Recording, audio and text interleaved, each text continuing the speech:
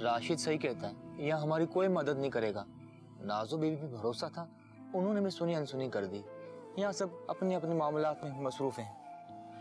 हम भी ये सोच सोच के पागल हो गया है। उधर हमारे गांव में हमारे बच्चों का क्या हाल होगा, सर पर छत भी नहीं है। ऐसी हालत में गरीब क्या करेगा, डाका मारेगा, चोरी करेगा। डॉक्टर मुझे कहता है बच्चे को अस्पताल में दाखिल करना होगा। मैं कहाँ से पैसे लाऊंगा, डॉक्टर के, दवाई के, अस्पताल के। वजीर, वजीर ये तुम रख लो, पैसे हैं, गांव भेज देना, अपने मकान का काम करवा लेना तुम। बीबी जी वो नहीं, कुछ कहने की जरूरत नहीं है।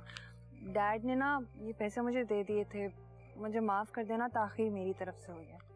शकूर, ये तुम्हारे लिए। तुम अपने बच्चे को हॉस्पिटल ले जाना, मैं डॉक्टर को फोन कर दूंगी, नेशनल हॉस्पिटल ले जाना। हाँ, ये सब साहब ने दिए? हाँ, डैड लहजे के सख्त हैं, दिल के वो बहुत अच्छे हैं। मजीद रकम की जरूरत हो ना तो बिला झिझक बोल देना, पहले की तरह ये नहीं कि बस बैठे हुए। अस्सलाम वालेकुम बाजी जी। आ गई तुम अफशीन, कैसी रही तुम्हारी कजिन की शादी? बहुत अच्छी, और आपका ना बहुत बहुत शुक्रिया। आपने जो जोड़ा दिया था वो बहुत ही अच्छा था, और सोने का सेट मेरी खाला को तो यकीन ही नहीं आ रहा था। वो कह रही थी कि वो आकर आपका शुक्रिया अदा करना चाहती है। बहुत बहुत शुक्रिया बाजी। नहीं, सबकी कोई जरूरत नहीं है, बाकी सब अच्छा हो गया ना? बिल्कुल बीबी जी वो 2-4 दिन से राशिद नजर नहीं आ रहा। हाँ, वो थोड़ी सी अफसोसनाक खबर है। वो पुलिस स्टेशन से फोन आया था, राशिद को गिरफ्तार कर लिया है। हाँ, वो पिछले जिस बंगले पे काम करता था ना, शायद वहाँ कोई चोरी हो गई उससे। मगर डैड कोशिश कर रहे हैं, इंशाल्लाह सब बेहतर हो जाएगा। बुरे काम का बुरा नतीजा। सही कह रही हैं आप। क्या हो गया फ्रेंड तुम्हें? तुम लोगों ने खाना खा लिया? जी बीबी जी, खा लिया। चलो ठीक है। तुम आई, तुमने खाया? जी बाजी, मैंने खा लिया है। मैं कहती थी ना, उसके चक्कर में कोई भी नहीं आओ। देखो क्या हुआ है। सही कहती थी। मुसलसल हुआ।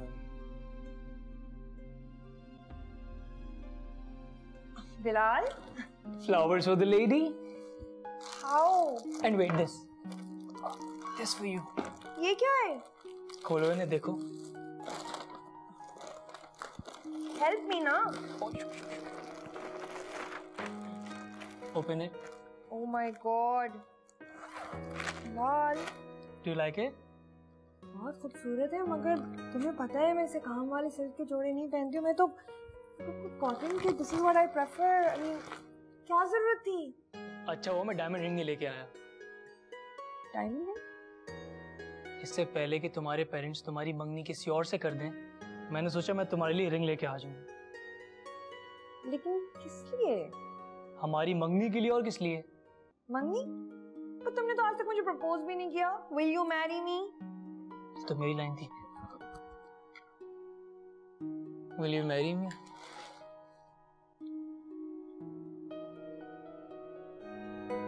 Yes.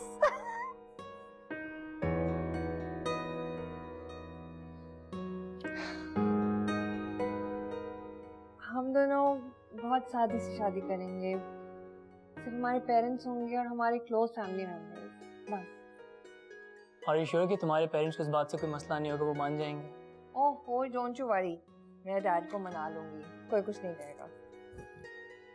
तो फिर जल्दी से अपने अब्बा से पूछ के शादी की डेट फिक्स करो, ताकि मैं अपनी फैमिली को बता दूं और काजी को भी बुला लूं। डैड से बात करके तुम्हें मैं बता दूंगी। डैड मुझसे बहुत ज्यादा प्यार करते हैं, और तुम्हें पता है उन्होंने मेरे नाम पे एक अपार्टमेंट भी लेके रखा हुआ है, तो शादी के बाद हम वहाँ साथ रह सकते हैं। मुझे तुमसे कुछ भी नहीं चाहिए, सिर्फ तुम्हारी मोहब्बत चाहिए।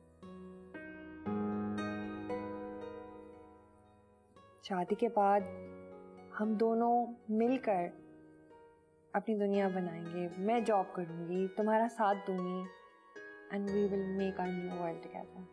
नाजिश, मुझे यकीन नहीं आ रहा कि मेरा ख्वाब इतनी जल्दी हकीकत में तब्दील हो जाएगा।